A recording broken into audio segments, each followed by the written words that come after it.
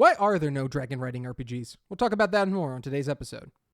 Hello and welcome to Monster Week here on YouTube. It's a annual week that happens because Janie D and Pointy Hat decided they wanted to get a bunch of YouTube TTRPG creators together to talk about a monster. And this year, it's dragons. Now that I got that corporate mumbo-jumbo out of the way, Charles, what the heck are we doing? I think we're looking at dragons on the table right now. Yes, actually, I brought so many dragon minis. I don't think people know this. I am a collector inherently. I got into board gaming, so inherently that's the thing. Yeah. When I first started collecting minis, I made sure I got a mini of every single dragon you could possibly get. That seems a bit excessive. It is. But I got them, and it was cool, and I use them all the time. I use them maybe once a year at most. The fact that you used the word "it was cool" makes me question. Hey, you guys fought this thing. We did fight that thing. Yeah, Mr. Chungus over here, and that was fun. Chungus, yeah. I think it's like a charlatan dragon. I just call him a Chungus dragon personally. Beautiful. Anyway, that's enough vamping. We're here on Monster Week, and everyone's going to be talking about dragons. And funny enough, we actually had a player, Zachary Dunkerton, ask me, because we do this channel and we talk about a lot of different TTRPGs. He's like, Frank, is there a dragon riding RPG? Because I'm looking and I want to do it. And his answer was, no, there is not. And my answer is, I don't know. But luckily, because it's Dragon Week, we're going to talk about it. So, yeah. Let's talk about it. But first, you should join our Discord. Link below, as well as our Patreon, which is very fun and really cool. We're always getting new people. And we're finally going to do it. We're going to shout out our first patron, Peter, Tales from Elsewhere. Thank you so much, Peter. We appreciate you and your support. Now on to the topic at hand. Charles, what are we talking about? We're talking about dragon riding and where the TTRPGs at? Yeah. Well, what even is dragon riding, Charles? Is it like horseback riding? It's funny. I've listened to fantasy book writers because obviously, even though writing a book is not the same as a TTRPG, you can still get some good information from world building and stuff like that, right? Right. Brandon Sanderson was talking about, he's like, every 10 years or so, dragons become really popular again, out of nowhere. That's almost every little supernatural thing type. Vampires become popular every 10 years, and then you have zombies every 10 years. Yeah, it's always something every decade or so. Right, and so one of the more popular versions of this is the Dragon Riders of Pern. I think I'm pronouncing it correctly. And it was a very popular book series, and people probably want that as a TTRPG. So I think that's where this fantasy kind of comes from. I mean, Aragorn's another good example. Right. Some third thing that I can definitely think about because I read a lot. How to Train Your Dragon. Oh my God. That's literally the correct answer. Yep. Anyway, so there's a lot of examples. There's a lot of examples of these ideas that people have of wanting to write dragons. The fantasy is out there. It's not unheard of. But the question becomes, why is there no TTRPG about it? I guess the answer to that question would be, what are you doing about it? I mean, they'll just say, haha, reverse, what that stupid... Uno reverse? Or the playground thing where it's I'm rubber, you're glue, and whatever you say. That's true. So they're just going to point that back at us. What are we doing about it? I don't know. It's interesting because, again, Dunkerton did some research and he found some things, but a lot of them tend to focus on other aspects, not the actual dragon riding part. Right. And so we're going to kind of talk about that. But what is your first question, Charles? Because you've been pondering this question since it got brought up. Is there really a big desire to have a dragon riding TTRPG? I would say there is a feasible amount. And this kind of gets into my broader thing of a lot of TTRPGs don't necessarily like to take too many big swings, which is fair, especially if you're an indie publisher and you're coming up from the roots. You don't want to be here's my very niche market, because then no one's going to buy it. Now, if you can cultivate that market, through social media or something like that, like our friend Peter from Tales from Elsewhere, thank you for supporting us on Patreon. If you're like him, where you can start cultivating that group before you launch your Kickstarter or your crowdfunding, then it's a little bit easier and you can get a little bit more niche because people know ahead of time what you're going for. Right. Now, I will say what's fascinating to me is we have a very obvious elephant dragon in the room. That is Dungeons and Dragons being the most popular RPG out there. It's fantasy. It has dragons. In the name, even. Yes. And so you would think it would have rules for dragon riding, especially considering Dragonlance is a setting book that just came out, or an adventure book that came out, and it's literally got someone riding dragons on the cover art. Guess how many rules for dragon riding they have? I'm going to guess a whopping 0. I think technically they have rules for mounts, and they also have a subclass for the ranger that at like 15th level, you can finally ride the dragon. Oh, that's no fun. Yeah. We actually had our friend Evan play that in our most recent That's campaign. right. He had a little dragon and kept getting bigger and bigger, and then he eventually got to ride it, and he did that a total of 3 times. Yay. And I think that's the problem, right? Part of the problem is that D&D is a generic fantasy system, and so it has to be able to have all of these different, fantasies that it can have. So it doesn't want to go too niche into mechanics for any one game or one type of genre, because then it's just, more that thing than everything else. Yeah. And also, you get issues like with Ghost of Saltmarsh, where you get ships that, ship combat and ship mechanics in that book, but they don't expound on it. It's just like, here's stats for ships. And that's like the most they talk about. How would you apply dragon riding into an already existing system? If that system already has dragons, especially dragons that start off small and get bigger and bigger, you could start in that way, right? So maybe part of your first quest is to find an egg, and then you hatch it, and then it grows into a worm, and then it grows into a small dragon, and then it grows into a bigger dragon. Now, obviously in D&D specifically, you have the young, then adult, and then ancient, which they progressively get bigger, right? The minis get bigger as time goes on. The problem with that is in D&D lore, it's literally about time, right? It's an ancient dragon. It's been around for ancient times. Right. Now, obviously, as the GM, you can do whatever you want. So you could just have it be like, cool, your dragon gets bigger and bigger as time goes on. You could just do that. It's kind of built in there. But I feel like most people, when it comes to dragon ridings, they want a little bit more than that mechanically. And so adding mechanics to it, I think, is where it becomes kind of important. I mean, there's mount mechanics for D&D. You could just steal those, and then you'll be fine. I don't know necessarily, though, how intuitive or even how in-depth they're going to get with that. How are you treating the dragons? Are they going to be mounts? Are they going to be treated like, weapons, because they clearly can fight and attack and do things? Right. So what, how are we using the dragons in these tabletop games? I've seen almost every subclass or custom class or whatever that has dragons in it. The dragons are always 10 times weaker than the actual dragons you would fight, for various obvious reasons. An ancient dragon is meant to be a one-note a one-boss monster.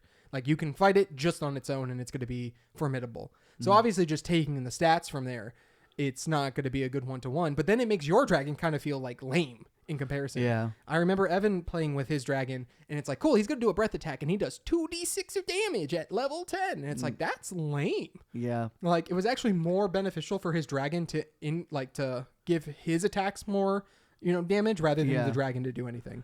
Yeah, and that's the thing too, is that you have these again, like you mentioned, from D&D, the dragons, they're weaker, but you also don't want the dragon to be super strong either, right? Because then then you have the same problem you have those later levels of D&D where your party's just steamrolling. I'm gonna solve all of my problems with one dragon, or with exactly. One spell. Yeah. So, and that's something you got to take into consideration. And I kind of like the idea you were talking about, where you start off with an egg, and then as that being part of the system, you're caring for this thing. Kind of like a TTRPG Tamagotchi. Yeah, a little bit. So, yeah, and I was like, that's a neat concept. I guess my connection would be how are you getting to the role-playing aspect of it? Right. Does your dragon have a personality? Is it just an animal, too? Things like that. Yeah, so we can talk about a game that arguably could answer this question, but obviously still has some differences there, and that's Lancer. So if you don't know Lancer, it's a mech game where you are a pilot, and you're piloting a mech. And so it's great for Gundam or any nerd who loves a mecha anime. Obviously, not a good one-to-one for dragons, but there's some ideas there.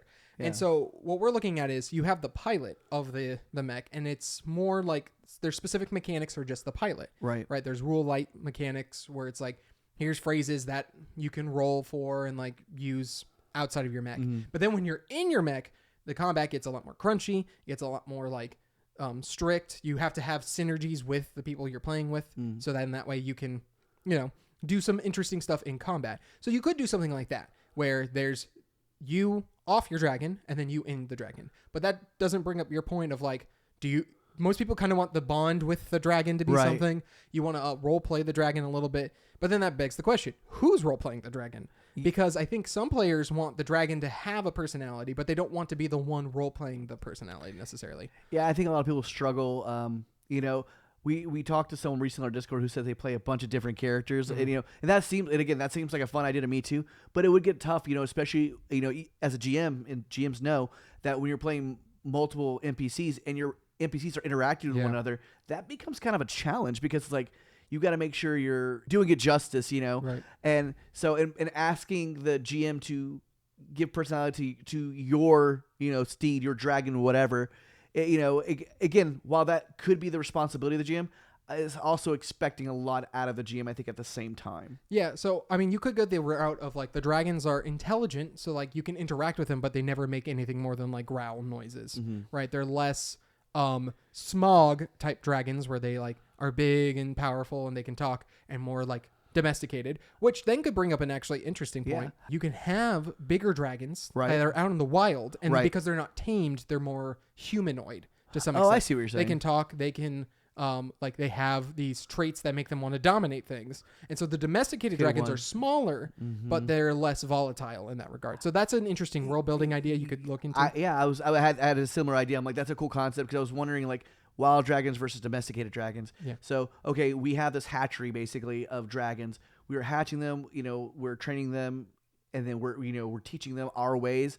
But the dragon who's had to survive out in the wild, since an egg, they either learned from a bigger dragon or had to learn on their own. Right. So, like, that's a really neat concept. And to me, that does make sense then why maybe a domesticated animal or a domesticated dragon would be weaker or not as skilled as a dragon from the wild. Right. And then these are the questions that when you're thinking about this, even from a world building perspective, is important. So, like, if you just did a 5th edition campaign, there's a good example of why are, like, ancient dragons so much more powerful than my dragon? It's because X, Y, and Z. Yeah. The problem is, like I said, D&D doesn't say that. They just give you the fantasy and kind of give you, like, you need the puzzle pieces to put together in order to state whether it works or not. They kind of put it on you to you and the players to kind of figure out, like, hey, you want to ride dragons? You figure it out. Yeah.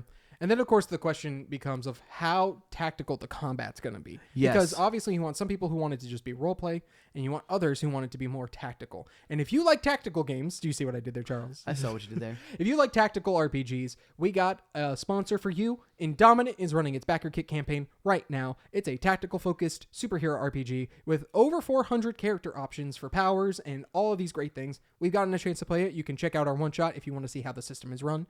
But we enjoy it. We hope you do too. Link in the description. It helps us out a little bit if you use our link, and we really appreciate it. Let's get them funded so they can, so Charles can be a superhero. That's what we want to get it funded for. Anyway, back to what we were talking about before. But it does literally bring up that question of how tactical does it be? I don't know I don't know how tactical most people want it to be.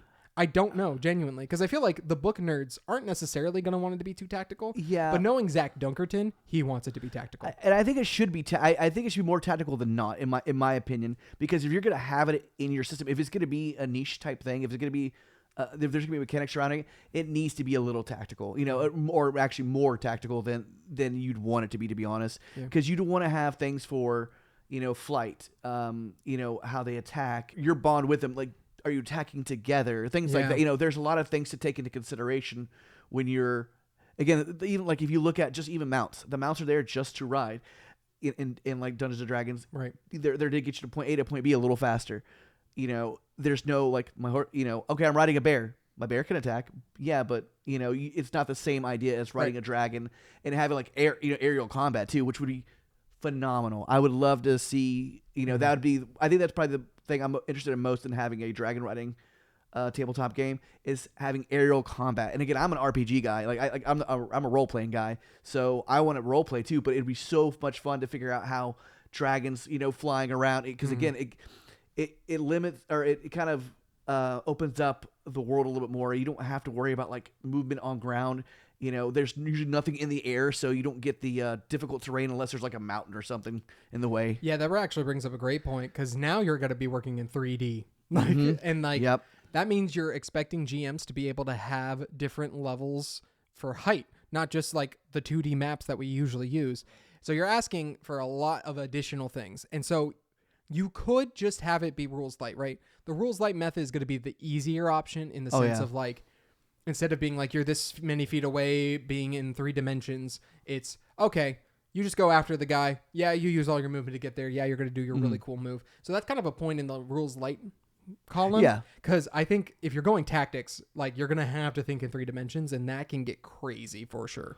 Yeah, and again, like I said, that's a great point too. Is how much effort, again, do you want to put into a dragon riding specifically? Like, how many mechanics can you actually come up with even at that point? Again, if you can't do if you can't do it like you said in a 3D kind of format, or if you can, it's just really complicated.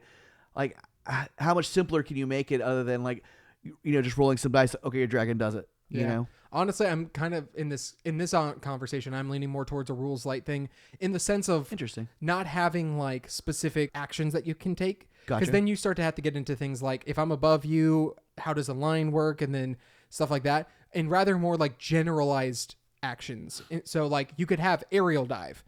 What does that mean? It means as long as you're above the opponent, you get an advantage attacking against them, right? So if you take that as like a feat, or is it like a edge or something, depending on the game you're doing, then you could do something like that that's a little bit more unique, because you're going to have like, okay, I know what my playstyle is. It's always about being higher above everyone. Right. But then you can have other edges, feats, perks, whatever, that are maybe like counteracted to it. So you can start thinking of stuff like that, where it's like, okay, here's like a general idea of how dragons work. Here's another one, and do like a rock, paper, scissors thing. So like dive always does better than brawl, like dragons that just get in your face. But then you have the ranged people who do better than dive, but then brawl does better than ranged because this or that. Literally, I'm just stealing from Marvel Rivals at this point. Again, I think the most difficult thing is remembering where everything is at. Yeah, and that's why, again, I think rules light is going to be a little bit better. But even then, you still bring up a point of like, if you're in 3 dimensions, it's a lot different than 2 dimensions, right? Yeah. We were playing in Dominant. I tied it back somehow. We were playing in Dominant, and what was fascinating is Zarek saw the one shot before we released it, and he was like, how did you guys do Theater of the Mind? Like, I never thought that was possible with our game. And to me, it is possible, because I'm just thinking like, okay, let me think they use units. Right. But even then, I'm still thinking in my head of like, this is happening this far away from each other. Right. And I'm just going to give you a general idea. And sometimes I'll even say like we have a crunchy system where it's like, this is how many units you can move. This is how much distance you can move. And I'll just say in 2 turns, you can get there, right? In 2 turns, you'll be able to do your thing, rather than to say like, they're this many feet away. Cause that's a lot more like crunchy and being like strict about it. But if you can say, hey, you have a movement speed of 60, you'll get there in 2 turns. So right now, what are you going to do? Are you going to use your entire turn to just get there for sure next turn? Are you going to do something incrementally, right? That's kind of how I run it. And I'd probably run it in the same way of Dragon Riders in this regard too. I think it actually could be interesting where you actually don't have necessarily like a different move action from an attack action because of how dynamic those fights in the area will be. And actually, I just had an idea. What if you're playing as the dragons and not the rider? Okay. But the rider is still a part of you. Like, the riders are the NPCs that ride the dragons. It lends itself more to, again, this is just an idea. It just literally popped in my head. It may not be valid, but like, you're the dragon, you're playing as the dragon, your character sheet's all about the dragon, and then you get, at that point, I think you can make it a little bit more, potentially a little more heavier with rules, potentially. You could. I mean, what's funny is then you kind of get into the whole thing of like, well, for dragons, why are we allowing the people to ride us?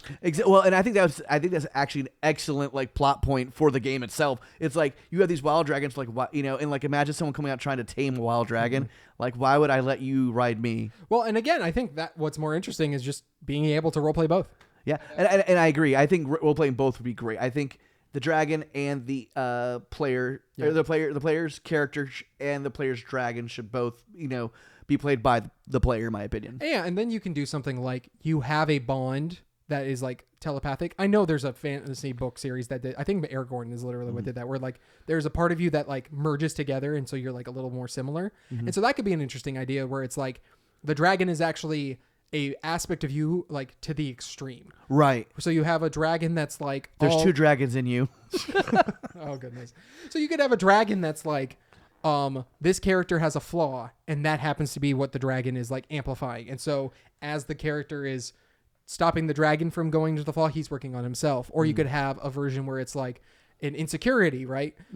Which is not necessarily a flaw. It's more just like something they need to work on. And it's like, oh, you're just like that too. I got to get you to be more like secure in who you are, and then like, oh look, now I'm being more secure in who I am. So that actually would bring up a very interesting role playing thing. Absolutely, I like that idea of where you have to figure out how to bond with your dragon, and because you're creating your dragon and you're creating your character. So how is your character going to bond with your dragon? Like, again, I know there could be some people who'd want to play like, oh, my character and my dragon always get along. You know, that's not going to make it for fun role play. I'm going to tell you right now, but I guess you could do that. Well, I'm still even thinking of like, what if leveling up your dragon is not tied to combat necessarily? Okay. What if it's like something similar, like you gain the XP, right? The amount of XP you need to level up. But in order to level up, your dragon has to go through some sort of character development. Mm-hmm. And then that unlocks the power that's been stored in it because of all the combat that's been happening. Like that could be a really interesting thing, right? Because we always talk about like different ways of it advancing and doing that, and how like milestone's really nice, but XP is really nice.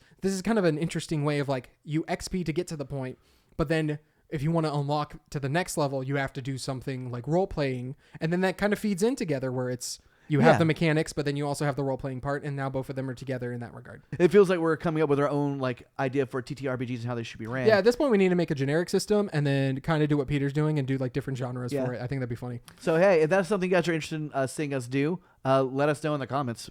Actually, we might even have a design stream coming up real soon, possibly sooner than you think. Who knows? Maybe it's already happened. Actually, it's probably already happened at this point. If it has already happened at this point, check our live. Yeah. But yeah, I think there's some interesting ideas. There's a lot of different ways you can go with it. And that is the problem with TTRPG design. Yeah. Is I think that's what you need, is you need to get the juices flowing, and then becomes the hard part of like killing your darlings and being like, but this is a cool idea and this is a cool idea. You can only like, you have to commit at some point and go down a certain path.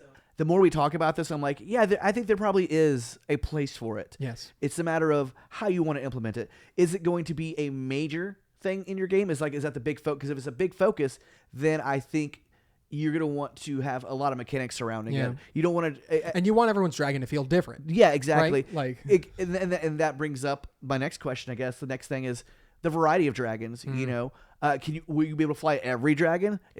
Will dragons have multiple wings? You know, how things like that. Dragon design is going to be a big thing. Yeah, and that brings up a very interesting idea, because if we look at Lancer as a good example of like customization, you make mechs, but there's already like mechs that are designed, right? And it's like, this is this mech and this is what it's designed to do. This is what this mech and this is what it's designed to do, like the overall aspect of it. But then there's also like, hey, I want to take aspects from this one and this one and this one and this one and like make my own version. And so you kind of want to probably do that with your own dragon. Like, what if your dragon is like has smaller wings, so like it can't fly as well, like maybe it can only hover, and like it has to always come back down at the end of its turn, but to compensate it's bigger, and it's tougher. Right. Oh, yeah. These are ideas that you could have, right? So, where it's like a give and take kind of Well, thing. And again, that brings back the whole aerial combat. Maybe some dragons just can't do aerial combat. You're one of the characters who has a dragon that can't fly. So you have your other, you're kind of splitting the party unintentionally because like, okay, we got to go fly and do combat. Your dragon can't do that. But maybe they're like a little tank that launches. Like what's it called? The trebuchet or something? I forget what it's called. I'm butchering the name. I'm so sorry. A catapult. You want a catapult? There's a catapult and there's something else. It's called trebuchet. Trebuchet. That's what I was thinking. Thank you. I was like, I know I butchered that. I know French, the words. Which is sad. I took French. I took a lot of French. And well, my name's Frank, so I'm the king of the Franks, French, something like that. Anyway. Moving on. I mean, I think of like Obi-Wan in like Revenge of the Sith, that little weird dinosaur thing he had. Yeah. And then you could also make an argument that maybe like flying dragons are, little dinosaurs. But I think that could actually be interesting, is having non-flying dragons as like a part of it too. Hear me out. What if everything in the world's considered a dragon? Oh my goodness. And then I have a dragon dog. Well, like, no, like I'm being like, all the monsters, all the creatures are dragon based, but like, cause they come from the line, they come from dragon heritage. Yeah. But they've evolved over time to like, no, genuinely, like, I'm like, cause like, then what is a dragon? Then you're asking a different question. Like a little worm, but it's a parrot. Yeah. Yeah, you nailed it. We're here. Or you have like a little, like the little dragon dinosaur, like that's a dog or something like that. And it sounds silly, but I'm like, that would be a cool concept in this fact of like, well, what classifies a dragon? What does it mean to be a dragon? Then you're tapping back into that role play aspect of it. Yeah, my dragon may be small, but it's good at scouting and pickpocketing. It's my little Apu or whatever. Yeah, there could be some really cool ideas with that. I'm sorry. I'm getting really excited. Okay. We're going to calm you down. I think ultimately, if you're wanting to make this, maybe we're inspiring someone. It sounds like we're inspiring Charles. I'm always inspired. Yeah, for sure. I think what's going to be interesting is more so this. You're gonna have to, like I said, you're gonna have to pick something. Yeah, and you're just gonna have to go with it. I think whatever idea you want to go with. Is aerial combat what's important to you? Is tactical combat what's important to you? Is the bond between your dragons what's important? This is the stuff that you're going to have to think about and factor in as you go into it. I will say, if you're going to have dragon riding in a campaign, if you're having the mechanics focus around it, it needs to be something that everybody has. Because obviously, I agree. It starts to get super overpowered later on. As a ranger, hop on a dragon and fly around, and it's like it's free concentrationless flight. That's insane. Now, granted, if the dragon dies, you fall, yada yada. But like, it's still pretty good, like, to be able to do that in 5th edition. So you don't want to have like this person over here doing everything, and then like the ground dragon is not as viable. You want to be a little bit careful with that, but at the same time, give and takes are always there. I think that would kind of be a GM kind of decision, like, okay, if we're gonna have sky combat, we're also gonna have ground combat too. So and I was also thinking, you were talking about sizes and stuff like that. Depending on the dragon you choose or whatever, determine the size. will determine the size of it. So bigger dragons might fly slower, and then you have smaller, more. Again, you get into the customization of dragons. I think is gonna be a very important thing as well. Yeah, and then obviously you can have like the unruly dragons be like these big hulking behemoths that are like super large, and so it takes a lot of power just to fight them off. And that could be like a boss fight in and of itself. That could be cool. And as you get even, maybe if their dragon's so big where it requires 2 riders, type thing. That would be interesting. I don't know how that would work. Neither do I. I'm not saying that would be good for a PC. That would be good for like an NPC, I think. Oh yes, again, there wouldn't be mechanics for that. So I'm really spitballing ideas right now. Yeah, I was saying, I think the point we're coming back to is more that there is a lot of opportunity here because no one's really done it. Yeah. And so get on it like as soon as you can. Maybe we're going to get on it and it's going to be too late for you guys. I don't know. And actually, you know what? I will say it's not going to be too late for you guys because there are so many ideas we've come up with.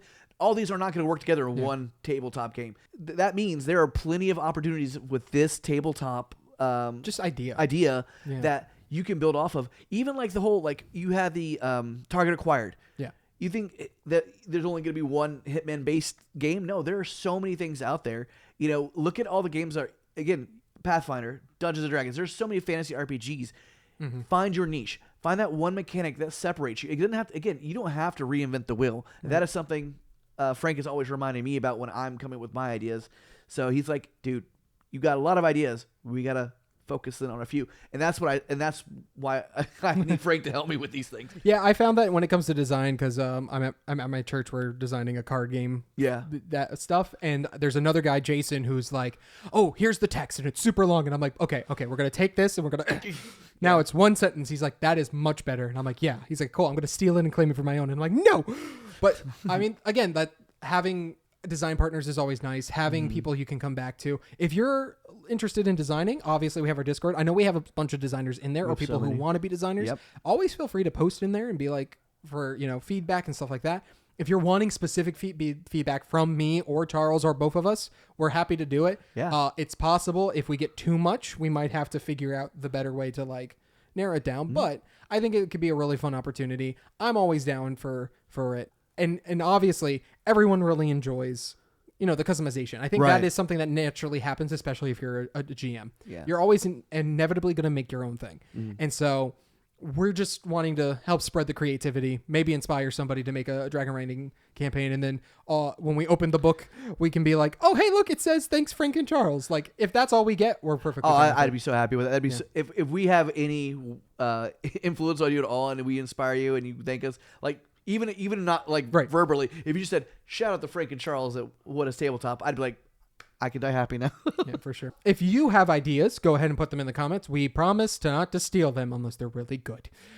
We hope you enjoy it. Again, we might have already had our live stream. I think we did. At this point, we probably have, but we'll see. Time is weird when we're recording these in the future, but the past. Yes. If we have already had it, go ahead and watch it. It should be available on YouTube. And if not, check our Patreon. It might be available there. So stay tuned for that. Hey, Frank, make your best dragon sound. Rawr.